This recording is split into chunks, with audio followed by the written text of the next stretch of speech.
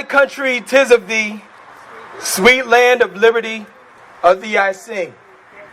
Land where my fathers died, land of the people's pride, pilgrim's pride, let every mountain side, let freedom ring. I learned that when I was a young man, when I was a kid in school. But as I grew up, I found out that that was not always the truth.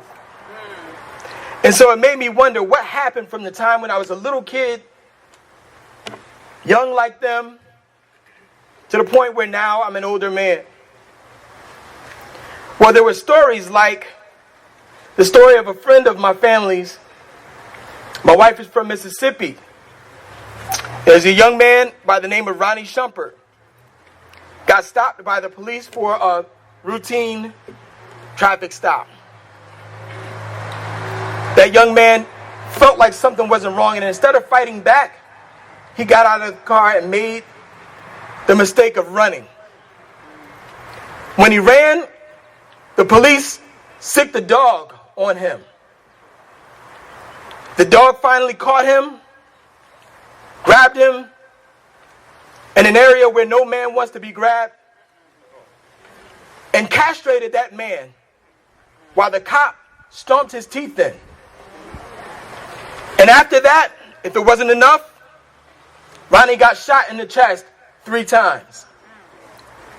That police officer is still working today. Jesus. This is the difference. This is what we are upset about. I'll be honest with you, over the years I've learned many coping strategies. I've learned how to wear the suit.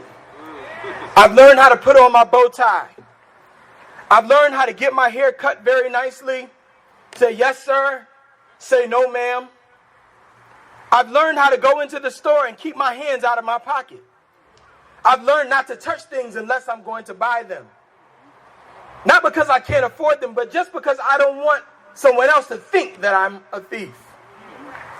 Is that anyone else's story in here tonight?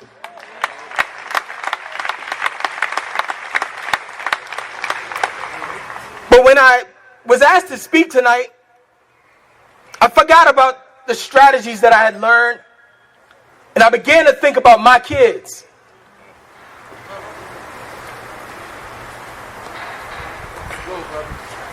Not just Savannah, Sarah, and Sadie, but I began to think about Chris. I began to think about Jaden. I began to think about Corinne. I began to think about Daniel. I began to think about Nishan. I began to think about Daquan. I began to think about Sean. I began to think about all of the young men and young ladies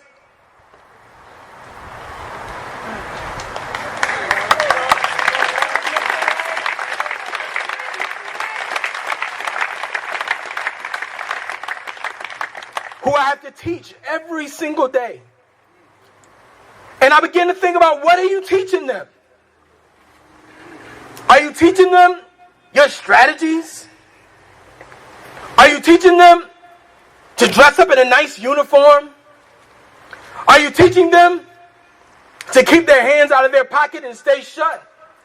Are you teaching them that if they just get a good education, everything will be all right?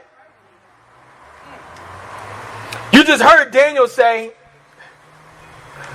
I would die for my brother.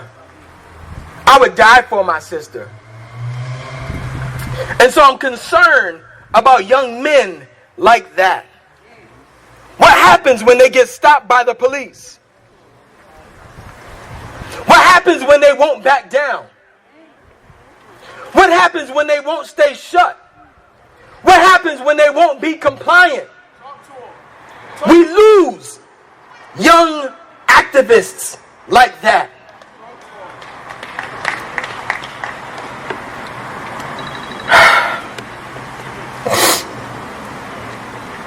Well, I must say that today, I will no longer teach them coping strategies.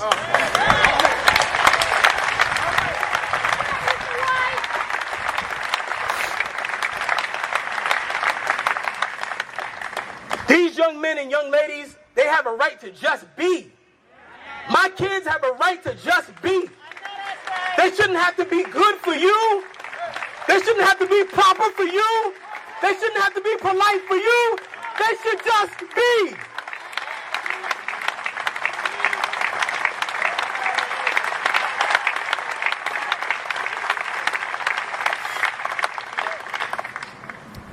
Daniel, I go to church too. And in the book of Genesis, the Bible says that God reached down into the soil of the earth and he formed man. And then he breathed into man. Another word for breathe is inspire. So he breathed into man and man became a living soul. So what that says to me is God said that I must breathe. I have breathed into you so that you can inspire. And if I can't breathe, then I can't inspire. If I can't breathe, then I can't teach. And if I can't teach, then everybody is ignorant.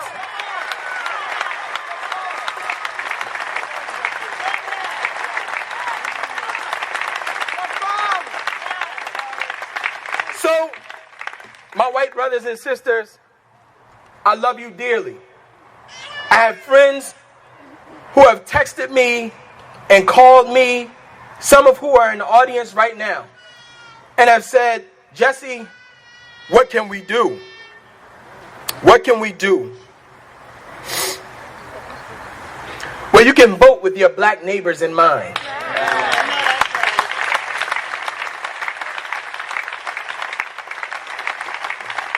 You can understand that as a white person, you do have privilege. But you can use that privilege to help your black friend, to help your black neighbor.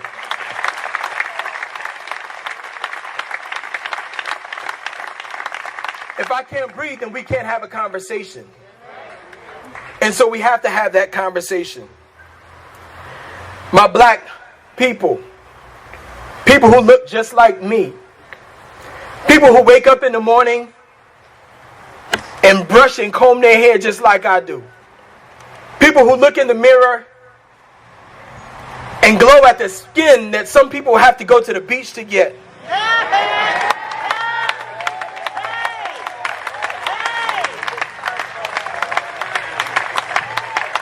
My people, one thing that I tell my babies, my 3 daughters, is I tell them that no one will treat you any worse than you allow them to treat you. Nobody's going to do anything to you that you don't allow them to do to you. And so I say that we must stand up. We must rise up. We need to support our own. Am I supporting black business because it's a black business? Absolutely. And there's nothing wrong with that.